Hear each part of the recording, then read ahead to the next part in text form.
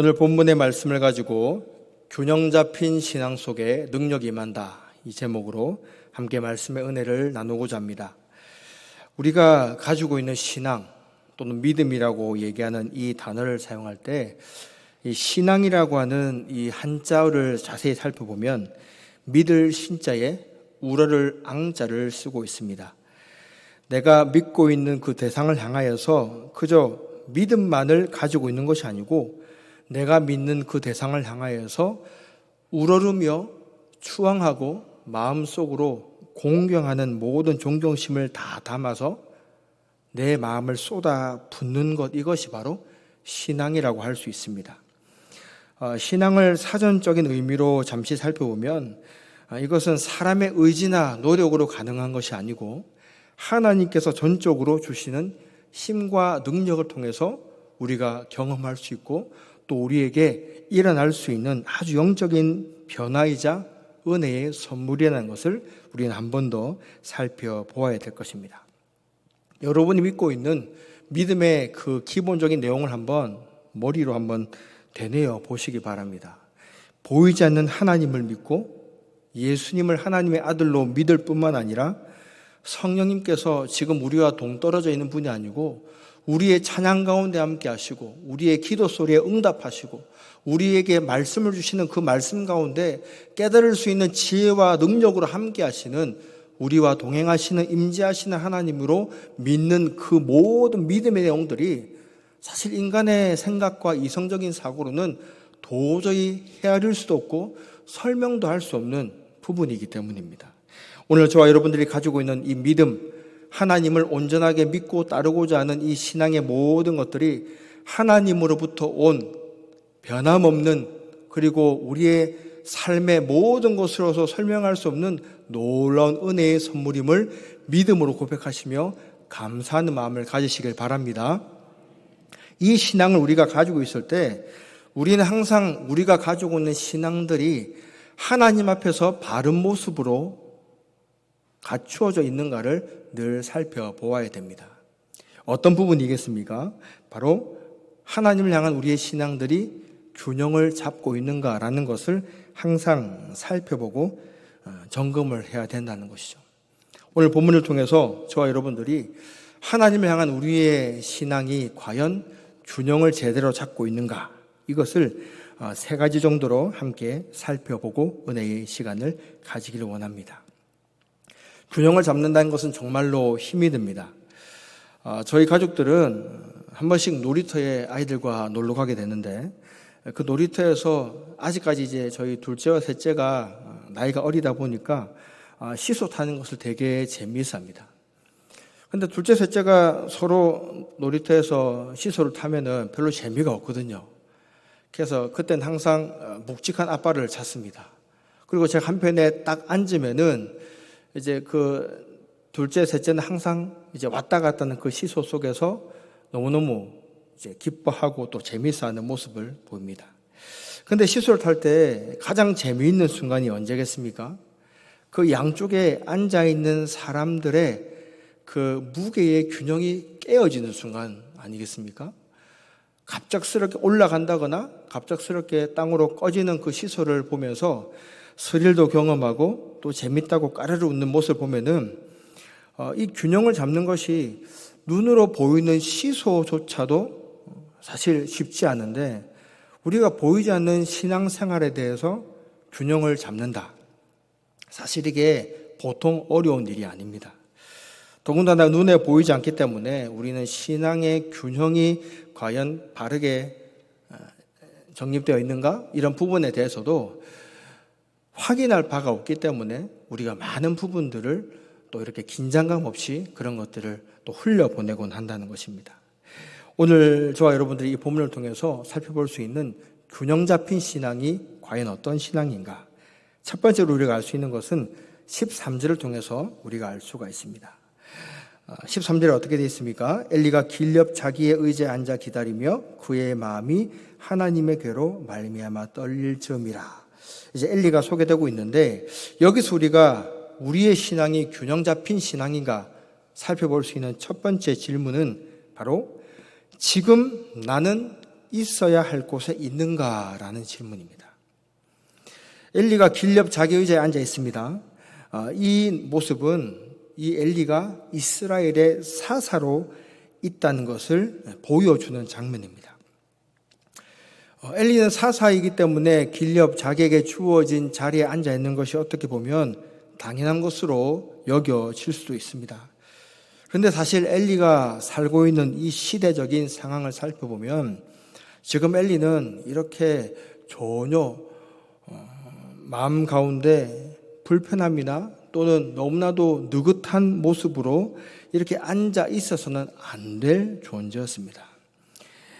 우리가 앞서 살펴보게 되면은 사무엘 2장부터 여러 가지로 이 이스라엘 공동체를 파괴시키고 무너뜨리는 이 죄악의 모습들이 아주 집요하게 표현이 되고 있습니다. 그런 상황에서 엘리는 자신과 자신의 가족뿐만 아니고 이스라엘 민족 전체가 지금 존재할 것인가 아니면은 진멸당하느냐 가장 위험한 위기 가운데 처해 있었던 것입니다. 지금 이스라엘은 그들에게 가장 적대적인 원수인 블레셋과 치열한 싸움을 하고 있었습니다. 이 과정 가운데서 이스라엘군은 아주 치명적인 위기를 당하게 됩니다. 이 위기는 그저 생명의 위협을 느끼는 그 수준에서 넘어서서 그들이 영적으로 당할 수 있는 최고의 수치스러운 장면이었습니다. 바로 하나님의 언약궤를 빼앗겨 버린 사건이었습니다. 이러한 때에 이스라엘의 대제사장이자 사사였던 이 엘리, 더군다나 이때는 이스라엘의 왕이 없던 시대였습니다. 이 엘리 제사장의 역할이 얼마나 중요했는지를 보여주죠. 많은 사람들이 그를 주의 깊게 지켜보고 있습니다. 하나님의 언약궤를 뺏겨버리고 이스라엘의 모든 군인들이 사기가 극도로 저하된 상태에서 이제 우리가 하나님의 언약궤조차 다 빼앗겨버린 상태에서 이제 우리는 어떻게 해야 되는가? 어떤 선택을 하고 어떤 행동을 해야 되는가? 누구보다도 많은 사람들의 이 시선이 엘리 제사장에게로 향해 있던 때였습니다. 그런 때에 과연 엘리가 어떤 행동을 하는 것이 이스라엘 백성들 앞에서 온전하고 바른 모습이었겠습니까? 엘리는 분명히 이때에 그가 앉아 있어야 될 자리가 아니라 하나님 앞에 기도하는 기도의 자리로 나아가야만 했습니다. 과연 이스라엘 민족들이 이대로 사멸해버릴 것인가? 아니면 새롭게 살아날 것인가? 사느냐 죽느냐? 이 상황에서 엘리 제사장들은 위기에 당한 그리스도인이 어떤 선택을 해야 될지를 분명하고 바르게 보여줄 수 있는 최고의 기회였습니다. 그러나 이 엘리가 택한 자리는 기도의 자리가 아니라 그저 그가 사람들의 눈에 보기에 사사로 인정받는 그 위치와 자리였다는 것입니다. 이 위기 속에서 하나님께 기도하지 않는 엘리는 제사장으로서는 결코 해서는 안 되는 최악의 행동이 무엇인가를 우리들에게 보여주고 있습니다. 눈에 보이는 자리에만 급급한 이 엘리는 이스라엘 백성들 향하여서 그가 가지고 있었던 영적인 지도력을 아주 헛되게 소멸시켜버린 사람이었다는 것입니다. 만약에 저와 여러분들이 이 엘리 제사장이 경험하고 있는 아주 위태롭고 위기로운 순간에 직면하게 된다면 이와 같은 사건 속에서 우리는 기도하는 것을 반드시 선택해야 된다는 것을 믿으시기 바랍니다. 이 모습들을 누가 지켜보겠습니까? 우리 믿음의 후손들 그리고 믿음의 자녀들이 부모님의 모습들을 지켜본다는 것이죠. 과연 이 위기 속에서 우리 부모님은 어떤 선택을 하는가? 이것이 엘리에게는 너무나도 중요했지만 그는 그가 있어야 될 자리에 있지 않았다는 것이 큰 문제였습니다. 하나님 아버지 앞에 독대할 수 있는 기도의 자리, 하나님의 성소가 있는 실로로 가서 그의 목숨을 걸고 기도의 자리를 죽을 힘에 다해 붙잡고 있어야 되는데 그때 엘리는 하나님 앞에 기도하는 것보다도 오히려 지금 더욱더 불리해지고 위태로워진 상황 속에서 지금 이스라엘 군인들이 어느 정도의 수세까지 몰리게 됐는지 그 전쟁 소식을 듣는 데만 그의 마음이 분주했다는 것입니다. 지금 자리에 앉아있는 엘리의 모습을 어떻게 묘사하고 있습니까? 기다리고 있는데 그의 마음이 하나님의 괴가 빼앗겼다는 이 소식 때문에 떨리고 있었다고 합니다. 이 떨림 얼마나 두려움으로 가득 차 있겠습니까? 다른 사람의 시선이 더 이상 이 엘리에게는 중요하지 않았습니다.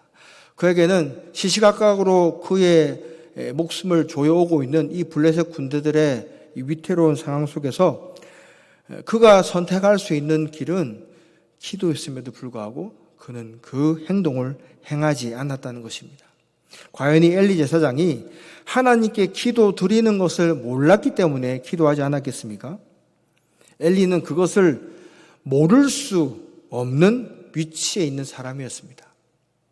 특별히 이스라엘 사람들은 모든 사람들이 하나같이 공통적으로 존경하는 인물이 있었는데 바로 모세라는 사람이죠. 이 모세가 하나님 앞에서 그가 하나님께 기도와 능력을 어떻게 발휘했는가를 출애굽기 17장에서는 분명하게 보여주고 있습니다. 17장 11절과 12절을 보면은 아말렉인들과 싸움을 싸우는 이스라엘 백성들이 이제 정말로 치열한 싸움 중에 있었는데 그때 이 싸움을 바라보면서 기도의 손을 뻗어 있었던 이 모세가 기도의 손을 내려놓자 아말렉에게 유리하게 전쟁이 진행되었고 기도의 손을 다시 올리자 위기에 빠진 이스라엘이 다시 아말렉 군인들을 물리치기 시작했습니다. 그래서 이것을 보고 기도의 능력이 얼마나 큰지를 알게 된 모세, 그리고 그 모세를 함께 도우기 위해 옆에 있었던 아론과 훌이 각각 모세의 양손을 이어받아서 같이 들고는 이스라엘 백성들이 아말렉 군대를 진멸하기까지 계속해서 이 모세의 기도의 손이 땅에 떨어지지 않게 기도하며 마음을 같이 했던 사건이 명시되어 있습니다. 이 사건을 왜 엘리 제사장이 몰랐겠습니까? 그의 마음이 그런데도 왜 기도의 자리에 나가지 않았는가?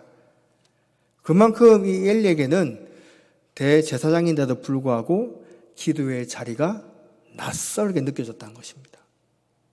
기도의 자리가 너무나도 부담스럽게 느껴지고 하나님께 기도하는 것을 영적으로 습관을 들이거나 훈련하는 데에 매우 게을렀던 사람이 바로 이 엘리 대제사장이었다는 것입니다. 저와 여러분들이 이 땅을 살아갈 때 하나님 앞에서 우리에게 위기의 순간들을 허락하실 때가 있습니다. 그러나 그때에 우리가 기도의 자리를 선택하기 원하신다면은 우리는 평소에 하나님께 기도드리는 이것이 얼마나 능력 있는 선택인가, 얼마나 용기 있는 결단인가, 복을 받는 축복의 통로인가를 저와 여러분들이 평소에 기도의 자리를 지켜내면서 이 기도의 맛을 느껴봐야 된다는 것입니다. 여러분들이 기도할 수 있을 때, 또 기도의 자리가 있을 때 이 기도의 자리를 사모하시기 바랍니다. 기도할 수 있을 때에 기도의 자리를 지키는 것은 그저 그 시간에 내가 기도한다는 것 이상의 의미를 담고 있습니다. 하나님께서는 지금도 기도한 자들을 찾고 계시고 하나님께서 능력을 허락해 주시는 인생은 하나님께 엎드려 기도하는 인생임을 믿으시기 바랍니다. 그 기도의 선택을 통해서 저와 여러분들이 하나님의 능력 앞에 한 걸음 한 걸음 더 나아가게 된다는 것입니다. 두 번째로 우리가 우리 신앙이 균형 잡힌 신앙인가를 알아볼 수 있는 부분은 바로 15절을 통해서 알 수가 있습니다. 지금 나는 보아야 할 것을 보고 있는가라는 질문을 우리 스스로에게 해봐야 된다는 것입니다. 엘리 제사장은 분명히 나이가 많이 들었습니다. 98세가 된 노인이었습니다. 분명 그 정도 나이가 되면은 그의 눈이 쇠잔해서 어두워지고 또 사물을 제대로 분별하지 못할 수가 있습니다. 하지만 이 표현을 단순하게 엘리가 그의 육체의 나이가 늙었기 때문에 그의 시력이 약해지고 노화되어서 그저 자연스럽게 나타난 현상이라고 우리의 고개를 끄덕여서는 안 된다는 것입니다. 이 엘리 제사장은 하나님 앞에서 이스라엘 백성들 전체의 영적인 상태를 책임지고 있는 아주 중요한 사람이었습니다. 그럼에도 불구하고 사무엘상을 살펴보면 2장부터 이 엘리 집안에 아주 좋지 못한 사건들이 일어나게 됩니다. 엘리에게 있었던 홈리와 비나스 이 두 아들이 하나님께 드려지는 예배를 우습게 여기고 하나님께 바쳐지는 제물을 자기의 마음대로 이렇게 더럽히고 불결하게 행하는 이 모습을 보면서 하나님의 이름을 망령되게 만드는 이 두 아들에 대해서 하나님께서는 심판의 경고를 분명히 이 엘리에게 전해 주셨던 것입니다. 그러나 이때 엘리가 취한 반응은 그 모든 것이 하나님께로부터 나온 거기 때문에 하나님께서 선하게 여기시는 대로 그 일을 행하실 것이라고 하는 너무나도 무책임하고 또 대제사장의 입에서는 나올 수가 있는가라는 말로 아주 그 상황을 우습게 넘겨버리고 맙니다. 제대로 죄악을 훈계하지도 않고 아들을 불러서 아주 혼쭐을 내주거나 하나님의 말씀을 망령되게 일컫는 인생이 얼마나 잘못된 인생인가를 혹독하게라도 가르쳐 줘야 되는데 거기에 대해서 그 어떤 결단이나 행동을 보이지 않았습니다. 그저 말로만 적당하게 훈계하는데 그치고 말았습니다. 대제사장들의 자녀가 이 정도 수준이라면은 이스라엘 민족 전체의 영적인 상태는 어떠한 상태였는지 더 이상 설명할 필요가 없겠죠. 또한 엘리는 그가 육체의 눈이 어두워진 것뿐만 아니라 영적으로도 매우 아둔한 사람이었음을 볼 수가 있습니다. 하나님께 간절하게 기도를 하며 한 아들을 구했던 이 한나가 하나님께 기도하는 그 모습을 보고 어떻게 대처했습니까? 대낮에 술을 먹고 술주정을 하는 여인으로 치부하면서 얼마나 많은 모욕감을 한나에게 보여주었습니까? 심지어는 사무엘이 하나님 앞에서 하나님의 부르심을 받는 그 순간 가운데 사무엘을 부르는 그 목소리가 하나님께서 부르시는 음성인지 아니면 사람이 사무엘을 부르는 것인지 그 소리의 주체조차도 누군지를 이 엘리 제사장은 분별하지 못하는 자였습니다. 그가 보아야 될 것이 무엇인지를 분명하게 보지 못했기 때문에 이 엘리는 그의 집안이 망하게 되는 심판의 경고를 듣고도 그 가운데 회개하고 돌이킬 수 있는 많은 회개의 순간이 있었음에도 불구하고 이 엘리 제사장은 자신의 죄를 통해 자복하거나 아들을 붙들고 메추리를 들고서라도 죄악의 잘못된 행동들이 얼마나 하나님 앞에서 큰 죄인가를 가르치려고 하지 않았다는 것입니다. 이와 같은 엘리 제사장과 비교했을 때 우리가 잘 알고 있는 모세는 어땠습니까? 하나님의 음성에 매우 민감하게 반응할 줄 아는 사람이었습니다. 만약에 엘리 제사장 앞에 떨기나무가 있고 그 떨기나무에 불이 붙었다면은 이 엘리는 그 불이 붙은 떨기나무가 무엇인지 관심도 없이 그냥 스쳐 지나갔을 것입니다. 하지만 모세는 그의 인생에 일어나는 크고 작은 일들을 순간순간 놓치지 않고 아주 자세하게 대하고 살폈습니다. 모세에게 다른 사람보다 특별한 능력이 있기 때문이 아니라 모세는 누구보다도 자신에게 그 어떤 능력도 없는 사람임을 철저하게 깨달아 아는 사람이었기 때문입니다.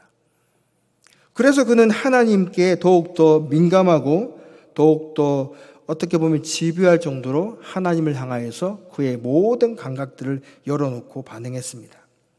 하나님께서 지금 어디에 마음을 쏟아부으시고 하나님의 생각과 하나님의 계획이 어디에 있는가를 늘 살피고 거기에 반응하려고 애썼던 사람이 바로 모세였다는 것입니다. 그러나 엘리는 그렇지 못했습니다. 물론 제사장이 행해야 될 일들, 또 여러 가지 신경 써야 될 일들이 있었겠죠. 하지만 그 모든 바쁜 상황 속에서도 엘리는 하나님을 향한 그의 민감함은 절대로 무디어져서는 안 되었는데 가장 하나님 앞에서 온전하게 바로 서 있어야 될 그 초점이 흐려지자 그의 인생이 더 이상 하나님께서 주시는 회개의 기회조차도 기회로 깨닫지 못하는 어리석은 가운데 빠지게 된 것입니다. 지금 저와 여러분들은 보아야 될 것을 확실하게 보고 있습니까? 여러분들의 시선은 어디를 향해 있습니까? 세상을 향해서 우리의 눈을 돌리면 하나님보다도 더 우리의 눈들을 기가 막히게 사로잡는 많은 이야기들과 화제거리들이 흥미진진하게 연일 보도되고 있습니다. 그러나 그와 같은 것들에 우리의 시선을 빼앗기지 않기 위해서는 하나님을 향한 우리의 믿음을 민감하게 나를 세우고 반응해야 됨을 여러분들이 꼭 기억하시길 바랍니다. 저와 여러분들의 눈에 들어와야 될 것은 하나님의 말씀이고 하나님의 말씀을 통해서 우리에게 주시는 생명의 능력이라는 것을 기억하시고 보아야 될 것을 볼 수 있는 복된 눈을 가지시기를 간절히 부탁드립니다. 세 번째로 우리의 신앙이 균형 잡힌 인생인지를 볼 수 있는 그 기준은 바로 18절에서 우리가 알 수가 있습니다. 지금 나는 들어야 할 것을 듣고 있는가라는 것입니다. 엘리는 분명히 하나님께서 주시는 경고의 메시지를 들었음에도 그 들은 것을 이해하고 깨달을 수 있는 귀와 마음이 닫혀 있는 사람이었습니다. 엘리가 마지막으로 죽음을 당한 그 현장을 보면 어떻게 묘사가 되고 있습니까? 특별히 이 엘리가 죽음을 당하게 된 그 순간이 아주 자세하게 묘사되고 있습니다. 하나님의 괴를 말하는 그 순간에 엘리가 자기 의자에서 뒤로 넘어져서 문 곁에서 목이 부러져 죽었다고 이야기를 합니다. 아주 자세하게 이 엘리의 죽음을 묘사하고 있죠.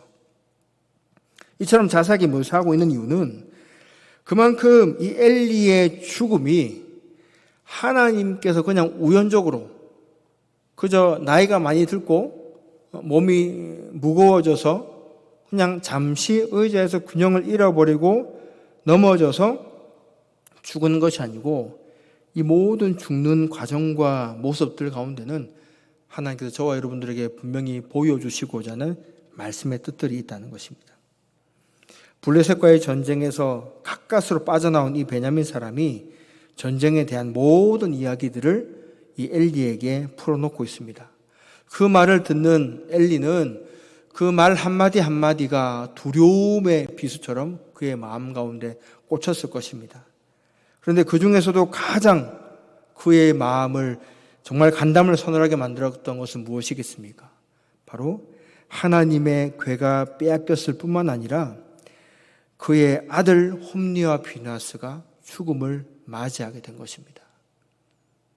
두 아들의 죽음과 하나님의 언약궤가 빼앗긴 것, 이 사건이 우연적으로 일어난 것이 아니고 분명한 관계성을 맺고 있다는 것이죠.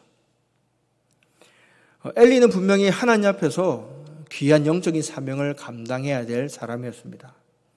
그리고 대제사장의 아들로 태어난 홈리와 비나스도 당연히 아버지의 뒤를 이어서 대제사장의 역할을 감당해야 되는 선택받은 자들이었습니다. 하나님께서는 그 엘리 집안의 이 가문의 사람들을 하나님의 말씀을, 사역들을 잘 감당해내고 잘 쓰임받을 수 있는 그릇으로 준비하시기를 원하셨지만 그들은 모든 기회들을 다 놓쳐버리고 결국은 하나님 앞에서 하나님의 일들을 감당할 수 없는, 담아낼 수 없는 그릇으로 심판을 받게 되었고 결국 하나님 앞에서 모자람이 보인 그 그릇은 어떻게 된 것입니까? 깨어지고 만 것입니다. 이 말은 우리가 아주 두려움 가운데 받아야 될 말씀입니다. 하나님께서는 저와 여러분들에게 영적인 귀한 사명과 일들을 허락해 주십니다. 그 일들을 우리가 감당해내야 될 때에 우리는 그것을 과연 내가 제대로 감당하고 있는가 항상 살펴보는 그와 같은 과정을 겪지 않고는 이처럼 하나님 앞에서 주시는 기회를 놓쳐버리고 잘못된 인생의 방향으로 빠지게 된다는 것이죠. 이 모든 것들이 한순간에 일어난 일들이 아니었습니다. 아주 하나하나 차근차근 한순간 한순간의 모든 상황들이 모아지고 합쳐지면서 결국은 이 엘리 가문의 멸망의 사건으로 이어지게 되었다는 것입니다. 반대로 우리가 하나님 앞에서 신앙생활을 할 때에 하나님의 말씀을 듣고 그 말씀 가운데 아주 작은 말씀이라도 순종하고 지켜나가고 애쓰면서 한순간 한순간을 우리가 살아가게 된다면은 그 순간순간의 모든 과정들이 결국은 하나님 앞에서 아름다운 그릇으로 빚어지는 과정으로 인정을 받게 된다는 것입니다. 그와 같이 하나하나 쌓여지게 된 과정들은 하나님 앞에서 더욱더 귀한 일들을 감당하는 능력 있는 그리스도인으로 하나님 앞에서 세워지게 된다는 것이죠. 엘리의 이와 같은 안타까움의 모습들은 이미 모세의 연약한 모습을 통해서 우리에게 익숙해져 있는 모습이라고 할 수 있습니다. 모세 또한 여러 가지 환경을 통해서 연약하고 또 쓰러질 수밖에 없는 인간의 나약한 모습을 보여주고 있지만 그래도 엘리와 이 모세가 다른 점이 어디에 있겠습니까? 모세는 끝까지 하나님 앞에서 자신의 연약함을 고백하고 하나님 앞에서 자신의 신앙의 모습들을 살펴보면서 균형 잡힌 신앙의 모습들을 끊임없이 하나님 앞에서 제대로 잡기 위해서 애를 쓰며 기도했던 인물이었다는 것입니다. 결국 이 모세도 가나안 땅에 들어가지는 못했지만 가나안 땅에 들어가지 못하는 그 하나님의 말씀까지도 그는 순종함으로 받아들였습니다. 그리고 끝까지 자신의 모습을 알리기보다도 하나님 앞에서 순종함으로 그렇게 끝까지 남아있는 지도자로 우리에게 기억으로 남아 있습니다. 이것을 볼 때 엘리라고 하는 이 사람과 모세라고 하는 사람은 정말로 연약한 인간임에도 불구하고 하나님의 말씀을 듣고 그 말씀을 따라 살아가는 인생과 하나님이 끊임없이 말씀하시지만 그 말씀 가운데 끊임없이 외면하고 무시하는 인생이 어떻게 인생의 끝이 결판이 나는지를 우리에게 분명하게 보여줍니다. 저와 여러분들은 지금 우리의 삶 가운데서 진정으로 들어야 될 하나님의 말씀을 듣고 있습니까? 우리의 귀가 하나님의 말씀이 아니라 세상 가운데 열려있고 사람들의 말 가운데 더 크게 반응한다면은 우리의 신앙의 균형이 깨어지고 있는 순간이라고 할 수 있습니다. 엘리 제사장의 죽음은 그 죽음 하나만으로는 결코 우리에게 유익을 줄 수가 없습니다. 하지만 이 죽음을 통해서 우리의 신앙생활의 균형을 살펴보게 될 때 우리는 다시 한 번 더 우리 인생의 순간순간을 되돌아볼 수 있는 지혜를 얻게 될 것입니다. 말씀을 맺겠습니다. 이번 한 주간에 참 안타까운 죽음의 이야기를 접하게 됐습니다. 한 사람의 죽음은 여러분도 잘 알고 있는 최성봉이라고 하는 청년의 이야기였습니다. 2011년도에 코리아 갓 탤런트라고 하는 그 프로에서 준우승을 하고 또 그를 정말로 부모처럼 키웠던 그 스승이 교회에서 아주 믿음 좋은 직분자였다는 것이 뒤늦게 또 이야기가 되면서 참 많은 화제거리를 낳았던 청년이었습니다. 그런데 이 청년이 나중에 이제 거짓 암투병에 대한 그런 루머를 또 퍼뜨리게 되고 결국은 엄청난 재능을 가지고 있음에도 그의 재능이 잘못된 화제들로 인해서 이제 더 이상 피어나지 못하게 되고 결국은 이 청년이 자기가 대중들에게 피해를 줬던 그 모든 것을 이제 자신의 목숨으로 죗값을 치르겠다고 유언을 남기고는 극단적인 선택을 했다는 것입니다. 또 한 명의 죽음은 서울 아산병원에 근무하고 있는 주석중이라고 하는 교수님이셨습니다. 이분은 심장혈관 흉부외과에서 일하시는 분인데 정말로 대체 불가한 인재라는 칭찬을 들을 정도로 아주 심장 이 내과에서 아주 막중한 이 심장 수술의 단계를 끌어올린 사람이라는 칭송을 받을 정도로 유명하신 분이었는데, 이분이 16일 날 그 병원 인근에서 이제 자전거를 타고 가다가 이제 우회전하는 덤프트럭에 치여서 이제 돌아가신 겁니다. 모든 객관적인 기사 안에는 이 내용들이 다 이렇게 다뤄져 있었는데, 그 식장의 영정 사진을 보니까 이 주석중이라는 교수님 그 위에 빨간 십자가가 그려져 있었고 집사라는 직분이 적혀 있었습니다. 그 어떤 기사에도 이분이 뭐 어느 교회에 다니셨다거나 또 뭐 어느 교회에서 직분을 받으셨다거나 이런 이야기가 적혀 있진 않았지만, 그 영정 사진에 있는 그 사진 하나만으로도 많은 사람들이 이 교수님의 죽음을 앞두고 어떤 생각을 했겠습니까? 수많은 사람들이 이 교수님의 빈소에 찾아왔다고 합니다. 그리고는 정말 죽을 것 같고 모든 병원에서 이제는 가망이 없다고 포기한 생명들을 이 교수님은 힘을 주고 긍정의 메시지를 전해주면서 할 수 있다고 해보자고 이야기를 하면서 살려낸 수많은 사람들이 이 교수님의 죽음을 안타깝게 여기고 있다는 것입니다. 엘리 제사장의 죽음과 비교했을 때 얼마나 많은 차이점이 보여지고 있습니까? 저와 여러분들에게 주어진 삶을 살아갈 때 우리는 하나님 앞에서 어떠한 모습으로 살다 간 사람으로 기억되고 싶으십니까? 분명히 우리에게 마지막의 순간 오는데, 그 마지막 순간이 하나님 앞에서 내가 지켜야 될 예배의 자리를 사수하고 기도의 자리를 사모하고 하나님 앞에서 온전하게 올려드려지는 그 모든 순간순간에 내가 있어야 될 곳에 있는 사람으로 기억돼야 되지 않겠습니까? 내가 하나님 앞에서 보아야 될 것을 분명하게 보고 들어야 될 하나님의 말씀에 집중하면서 세상 가운데 우리의 믿음과 신앙이 흐트러지는 것이 아니라 1년, 2년 해가 더할수록 우리의 믿음과 신앙이 하나님께 더욱더 집중되어서 그분의 뜻이 어디에 있는가, 내 삶을 어떻게 살아가는 것이 하나님께서 기뻐하시는 일인가를 이전보다 더 분명하게 알고 그와 같은 삶의 모습들을 많은 믿음을 가지고 있는 깨어있는 성도들과 함께 지켜나가는 것이 하나님 앞에서 정말로 복된 인생이지 않겠습니까?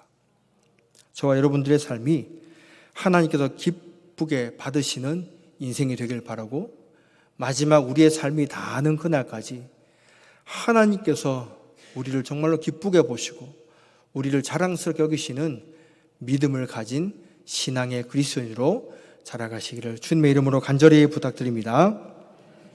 사랑의 하나님 아버지,